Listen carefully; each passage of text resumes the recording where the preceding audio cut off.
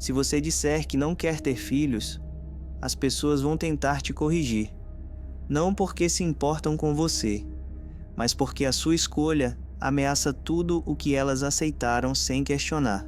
E é por isso que não ter filhos é visto como egoísmo, imaturidade ou medo. Não porque seja, mas porque revela uma verdade que a sociedade odeia encarar. Porque quando alguém escolhe não seguir o roteiro, obriga todos ao redor a se perguntarem: eu escolhi ou apenas obedeci? E é exatamente essa pergunta insuportável que vamos encarar agora.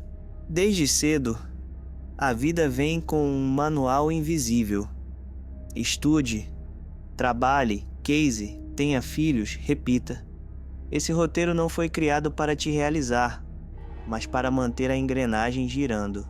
Questioná-lo não é apenas um ato pessoal, é um gesto simbólico. E símbolos incomodam. Por isso, quando você diz que não quer filhos, o julgamento vem rápido, quase automático. Não é sobre você, é sobre a fragilidade do sistema de crenças de quem escuta. A sociedade romantiza a parentalidade, mas silencia os custos reais. Não apenas emocionais, mas financeiros. Criar um filho hoje exige estabilidade em um mundo estruturalmente instável. Moradia cara, trabalho incerto, tempo escasso, saúde mental frágil.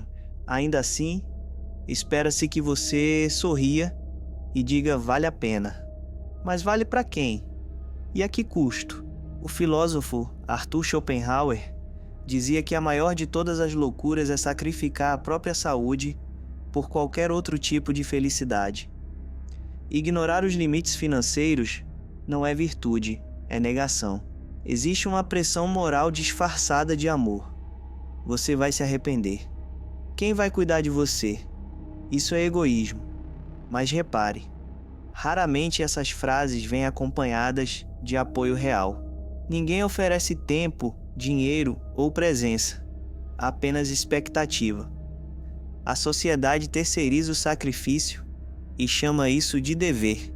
E quando você se recusa, vira ameaça, porque sua escolha expõe algo desconfortável. Muita gente teve filhos sem escolher conscientemente, apenas seguiu. Mas aqui está o ponto que quase ninguém admite. Não querer filhos não é rejeitar a vida, é recusar um modelo específico de vida.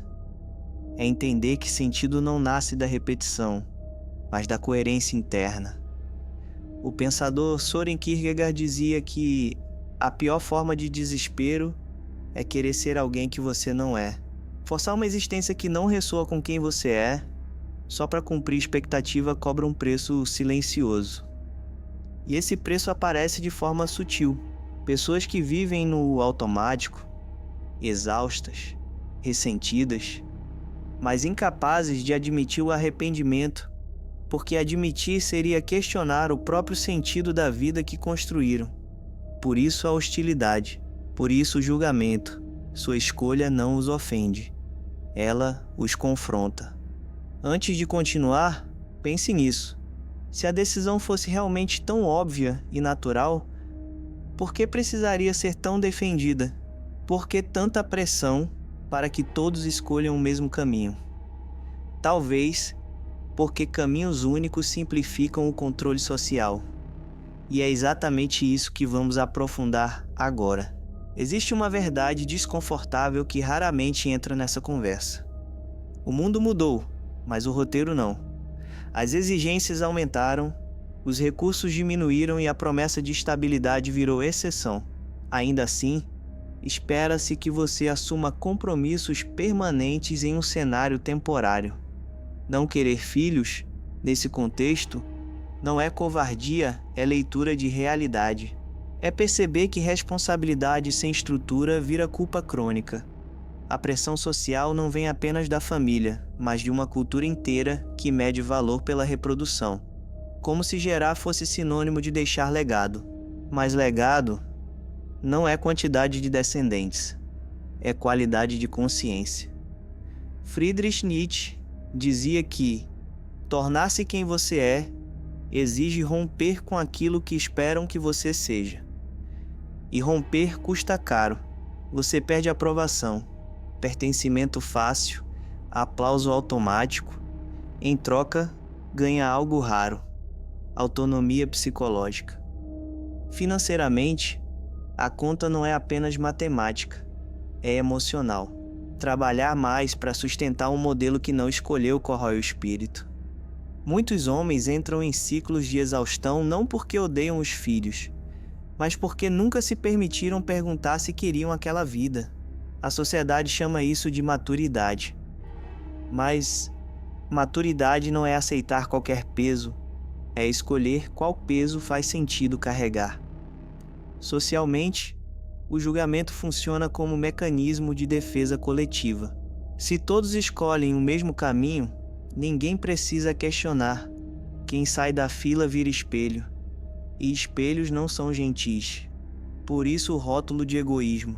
Curioso, porque raramente se pergunta se é egoísmo colocar alguém no mundo sem tempo, presença ou estabilidade emocional. A pergunta incômoda é sempre desviada. Carl Jung dizia que aquilo que não é consciente se manifesta como destino. Quando escolhas não são feitas conscientemente, viram fardo. E muitos carregam esse fardo tentando convencer os outros de que ele é leve. Não para te atacar, mas para aliviar a própria dor. Entender isso muda tudo. O julgamento deixa de ser pessoal e passa a ser sintoma. Não ter filhos não te torna melhor nem pior. Te torna responsável por sustentar sua própria escolha. E isso exige coragem. Porque sem o roteiro pronto, você precisa criar sentido. Precisa responder perguntas difíceis. O que eu construo? Para quem? Com que propósito? A liberdade não vem com manual. E talvez seja por isso que tanta gente foge dela. Talvez o maior tabu não seja não ter filhos. Talvez o verdadeiro tabu seja admitir que muita gente teve, sem nunca ter escolhido. Porque no fim, a vida não cobra se você seguir o roteiro. Ela cobra se você viveu uma vida que era sua. E a pergunta que fica não é se você quer ou não ter filhos. A pergunta é: quantas decisões da sua vida foram realmente suas? Pense nisso em silêncio. Algumas respostas não precisam ser ditas, elas precisam ser enfrentadas.